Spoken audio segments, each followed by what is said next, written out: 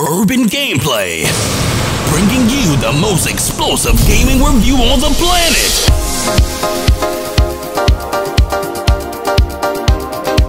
Yo, what's good, peeps? It's that time for Urban Gameplay review, and it's without doubt I've definitely got to speak about one of the most talked about games, Overwatch, and see whether the hype is real, as currently this game has been getting praises from all different angles.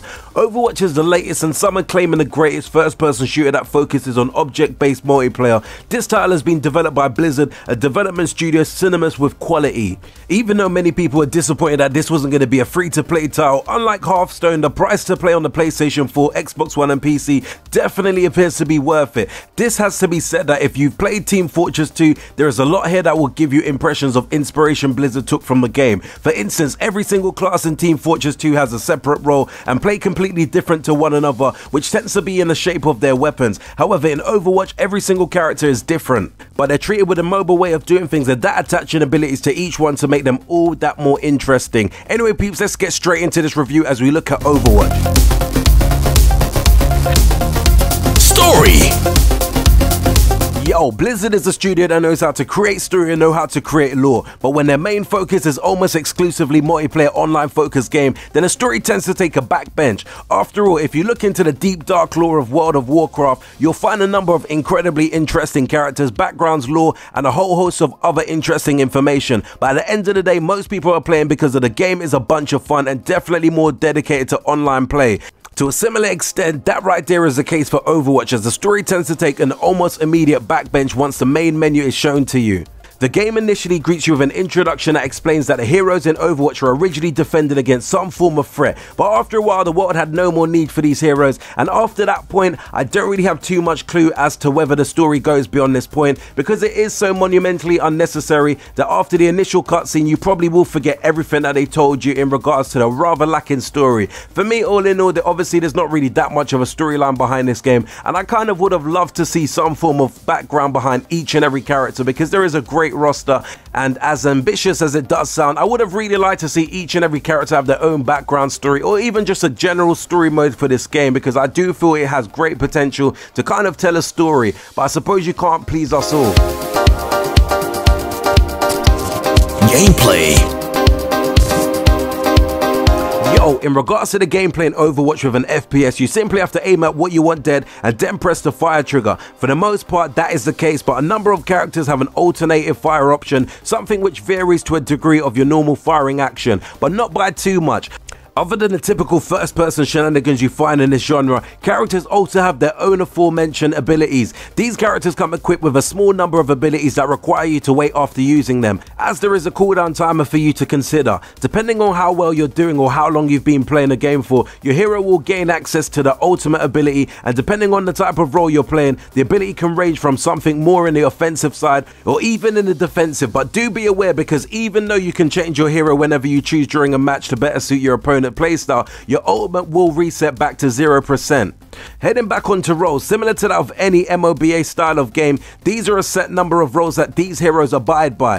First we got attack, the more damage orientated of the lot, and who are designed to dull out the aggression and the damage of your opponent. Then up we've got the sniper. The sniper role is designed to stay in the back, out of harm's way, whilst dealing incredible amount of damage with every single shot they take. Next up we got the tank. The tank is what you expect to be in a giant character that soaks up all the damage so your team doesn't have to. And last and definitely not least, we got support. The support isn't designed to deal damage or take it, but is there to make team fights go a little bit more successful with buffs, heals, and other support orientated abilities. With over 20 different characters for you to enjoy, each with their own playstyle, roles and abilities, I would go as far to say that it's almost impossible to find a character that you don't enjoy. After nothing more than a few games, I don't doubt you'll find a character that you enjoy the most out of all of them. Now, while the characters are all well and good, a disappointing selection of map could really help bring the game down. Thankfully, Overwatch has a number of bright, colourful and charming maps for the players to enjoy, with each and every single map taking place in a different nation or country, making your surroundings that much more interesting and in-depth. All in all, with regards to the gameplay, I'm really pleasantly surprised that this game definitely delivered on quite a few fronts. As I mentioned earlier, I would have loved to see a story mode in this game, which definitely would have brought a lot more life to the characters for me personally, but I do feel that this game is definitely a winner in terms of the online multiplayer experience that you experience whilst playing the game. Positives. In terms of the positives, there are a lot here to like, as there is a vast amount of interesting and unique characters for you to choose from and enjoy. All of the maps are intriguing and brimming with colour and charm, and the controls on all available systems do their jobs just fine. Each character's voice actor does a great job at portraying their character, even if the Tracer's British accent is a tad too stereotypical at times. Overall, this game definitely is on to a winner. I'm also a major fan of the stylized graphics, and also the music is definitely a great compliment to the game. Negatives. In my eyes, the negative for the game involves the fact that if you're not really a major fan of multiplayer objective games, then this title possibly might not be for you. Every game mode currently is objective based, so you can't go for a casual game of team deathmatch unlike other first person shooter games out there. Story mode obviously comes under this, but with a multiplayer focused game, there shouldn't be too much of a surprise that obviously this is the kind of game that you get. Progressing on the fact that this game is designed to be similar to Team Fortress 2, there's an element of Team Fortress 2, one that Overwatch will never have, and that's servers. In Team Fortress 2, you can browse a number of servers so you can enjoy a vast amount of maps, daft game modes, and other fun games to play throughout the game. Overwatch isn't really designed to be played like that, even on PC, as Blizzard like to have control when it comes to their games. They supply the servers, meaning that they're the only ones who will be able to supply the content. For a majority of players and gamers out there, I can't really imagine this being much of a deal breaker, but if you're coming from the Team Fortress 2 background in the hopes of finding a server featured similar to that game, then you're surely going to be kind of disappointed. But overall, in terms of negatives, there isn't really much standout negatives that I find in Overwatch. Final verdict.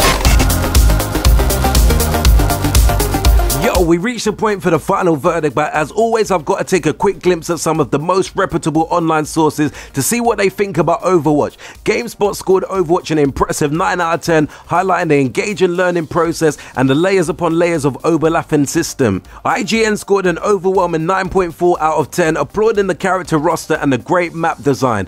Overall, for me, Overwatch is definitely a great multiplayer focused first person shooter. The gameplay and abilities all feel great and fun, and after a few hours you're bound to find a character that you absolutely love. Maps all have a unique look to them instead of just looking like a reskin model with a day and night cycle switched around. Team Fortress 2 fans will find a lot to love here, even though it doesn't supply the same option to play an unofficial server to bend the rules of a little play here and there and have a little extra fun. However, if you enjoy multiplayer first person shooters, regardless of whether they're objective based or not, this title makes for an easy recommendation. I'm not the biggest first person shooter fan out there, and I do thoroughly enjoy what they've done with this title because it kind of does remind me of the great days of me playing Time Splitters 2 back in the days, and even the fun memories I do have of playing Team Fortress 2. All in all, this is definitely a great game, and I do admit that the hype is certainly real. Anyway, peeps, thanks for seeing through yet again another long urban gameplay review where we took a closer look at Overwatch. Do let me know your thoughts of Overwatch in the comments below. Have you had the opportunity to play the game yet, and are you big on these type of titles? Do smash the like button if you enjoyed the video, and also do subscribe to their channel if you've not done so already. And until next urban gameplay video, we definitely say peace out, peeps. Make sure you hit that like and subscribe button for more cool urban gameplay videos.